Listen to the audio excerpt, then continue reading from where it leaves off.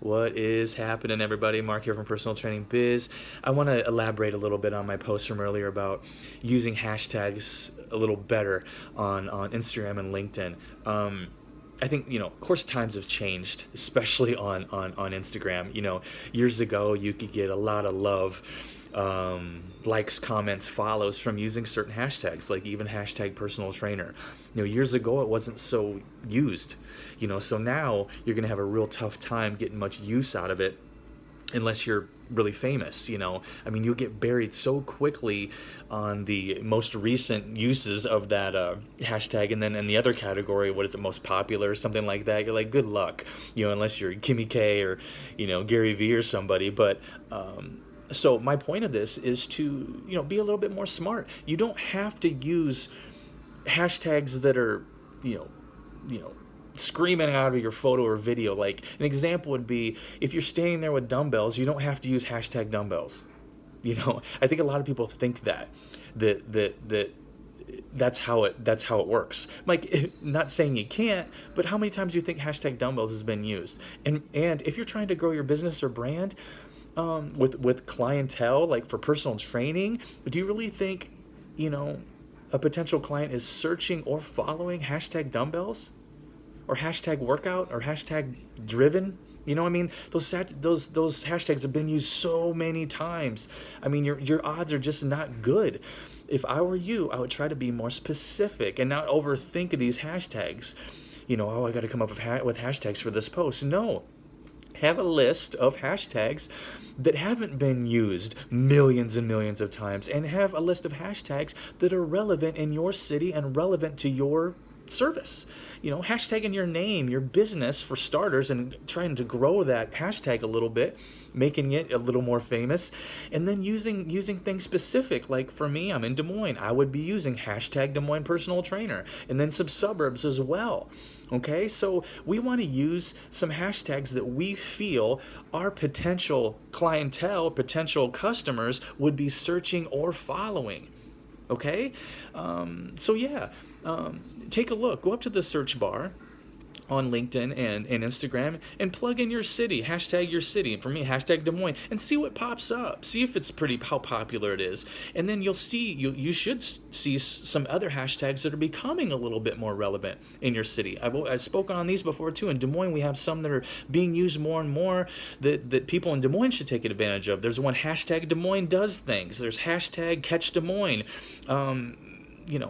Coaches should be using those, because you never know what kind of professionals in Des Moines would be using those. So Gordon, of course, you're gonna have to go in there and figure out ones for your city and your suburbs, and again, go to the search bar and search some hashtags. Just plug in hashtag your city, hashtag Toronto, hashtag Miami, whatever, and see what pops up, and start using some of them. And why not start following some of them, or checking in on those hashtags and seeing who's posting them. Maybe some people to connect with, to go through some people's posts, like some posts, comment on some posts, show some love, and get them to follow you back to see your stuff. So that's my point. Just stop wasting hashtags. Stop overthinking hashtags. Use the ones that you feel could be helpful, instead of these really broad, huge ones. Let's get it down a little bit, and think about the consumer. Think about who you want to have hire you. If they were to get on Instagram, LinkedIn, what hashtags would they maybe follow? What hashtags would they maybe search? I have a feeling that if some woman here in Des Moines is looking for a personal trainer, maybe she's a professional lawyer she's on LinkedIn, she goes up there and types in hashtag Des Moines personal trainer to see what pops up. And hopefully you have, if it's me again, I have Des Moines personal trainer in my description and some of my writing. Think about it a little bit more. Don't be so broad. Be a little bit more specific, and really try to not overthink this algorithm thing. Screw the algorithm. Build a fan base. Build a proper following by attaining the right people, to see your stuff, instead of all these other trainers or people that don't have anything to do with you or your life. Or you should be following and connecting with people that you can help and following and connecting with people that can help you. That's about it. Yes, you can connect with and support some other trainers, learn from some other coaches, great, but they shouldn't fill up the majority of your feed. That's why you should maybe follow, again, if you were in Des Moines. If I was looking for more clients, I would follow hashtag Des Moines Lawyer, hashtag Des Moines OBGYN, hashtag Des Moines CEO. And that way I can see those people's posts, like their posts, comment on their posts, show them some love, connect with them.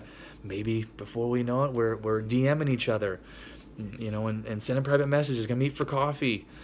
There's all this potential. It's free, guys.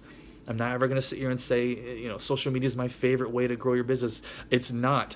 But if you can directly make contact with people and do your best with your posts by sharing valuable content, getting a fan base, that's going to up your algorithm, where you don't got to worry about the system. You just take care of your fan base. Give them what they want. Respond to comments. Show love. Help them. And then you don't gotta even think about the algorithm. As time goes on, the algorithm's just gonna get worse and worse, so don't worry about it. Okay? So I know I went on for quite a while here. It's just people are overthinking this, and they're worried about the wrong things. Play the long game. You're not famous. Sorry. So stop blaming the algorithm and blaming the system. Just find ways to directly connect with people. Again, by sending a note in the mail or doing a speaking engagement or speaking to people, communicating with people on social media instead of just posting and hoping and then being angry because the algorithm doesn't work. Okay, so I appreciate your 7 minutes of time here. Hit me up in the comments if you have questions or what your thoughts are.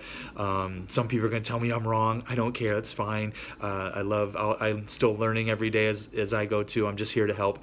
So comment below if you like. Hit me up privately. Whatever you need to do, I'm here for you. So again, thank you so much. We'll talk soon.